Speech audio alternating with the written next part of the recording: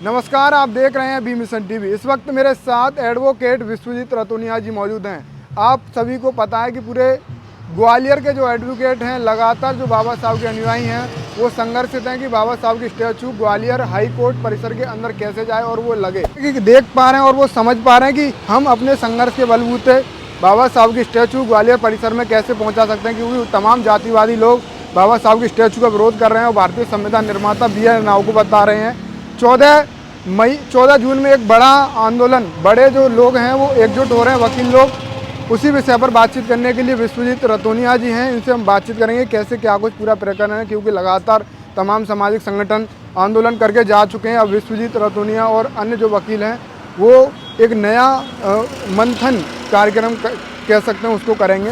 फिलहाल इनसे जानेंगे। बहुत स्वागत है सर आपका। धन्यवाद।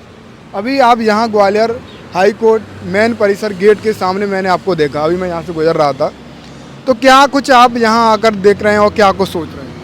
देखिए, काफ़ी लंबे अरसे से जो है संघर्ष चल रहा है बाबा साहब की मूर्ति को लगाने के लिए, और पूरा देश अब एकजुट है। पूरे देश के लोग चाहते हैं बाबा साहब की मूर्ति स्थापित हो। पहले ग्वालियर के वकीलों से ये कारवा चालू हुआ था, पूरे देश के लोग चाह रहे हैं, उसी की तैयारियां चल रही हैं। अभी 14 जून को भी हमारा एक कार्यक्रम है, पूरा वैचारिक कार्यक्रम रखा है। पूरा जो है कलम की ताकत से जो लड़ने वाला जो सिस्टम है बहुजन वैचारिक आंदोलन का, वो पूरा उस तरीके का हमने कार्यक्रम रखा है। उसमें तमाम सारे दल के और तमाम सारे संगठनों के लोग उसमें जो है नेता, एक्टिविस्ट, तमाम लोग आ रहे हैं जो संविधान को मानते हैं, मानवता को मानते हैं, समानता को मानते हैं, इस देश में बाबा साहब की विचारधारा पर विश्वास रखते हैं। तमाम लोग, संगठन, पार्टी के लोग संघर्षित करके चले गए। अब आपका 14 तारीख को कार्यक्रम है और एक ही दीवार का अंतर है, मतलब एक तरफ बाबा साहब की स्टैचू थी जब 17 मई को आई थी, दूसरी तरफ जानी थी, तो इतना बड़ा संघर्ष कैसे? देखिए, एक दीवार को पार करने के लिए, एक गेट को पार करने के लिए इतना बड़ा संघर्ष करना पड़ा, लेकिन हम उसे पार नहीं कर पाए, हमारा दुर्भाग्य है।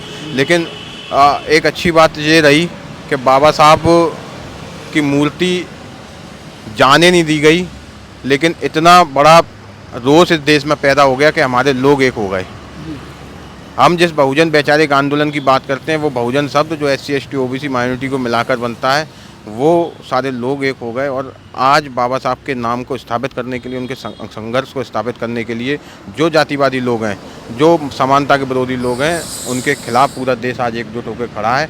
और निश्चित ही मैं गारंटी से कह सकता हूं कि जल्दी ये मूर्ति बाबा साहब की लगेगी। और जिस तरीके से 14 मई को जो मूर्ति आई थी, वो गतिरोध हुआ, वो बड़ा दुर्भाग्यपूर्ण घटना थी। पूरे देश ने देखा किस तरीके से बाबा साहब की मूर्ति का अपमान उन लोगों के द्वारा किया गया, और किस तरीके से बाबा साहब की मूर्ति को भी ख़त्म करने का जो है वक्तव्य जैसे दिए गए, वो एक शर्मनाक और दुर्भाग्यपूर्ण घटना थी। लेकिन हम पहले भी लड़ रहे थे और अभी भी लड़ रहे हैं, और हमेशा बाबा साहब के संघर्ष को स्थापित करने के लिए लड़ते रहेंगे।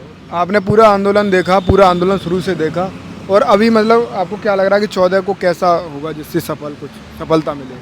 देखिए, 14 तारीख को एक बड़ा कार्यक्रम है और निश्चित ही उसे सफलता मिलेगी, क्योंकि ये पूरा विचार का कार्यक्रम है। संविधान को मानने वाले जो लोग हैं, जो एक विचार रखते हैं, संवैधानिक विचार रखते हैं, समानता वाला, मानवता वाला विचार रखते हैं, वो वहाँ से जब निकलेंगे तो निश्चित ही आप लोगों के माध्यम से जब जनता तक वो आवाज़ जाएगी, तो कलम की ताकत की जब आवाज़ जाएगी, तो वो जो लाठियों की ताकत है और बाहुबल की ताकत है, उस पर 1000 गुना ज़्यादा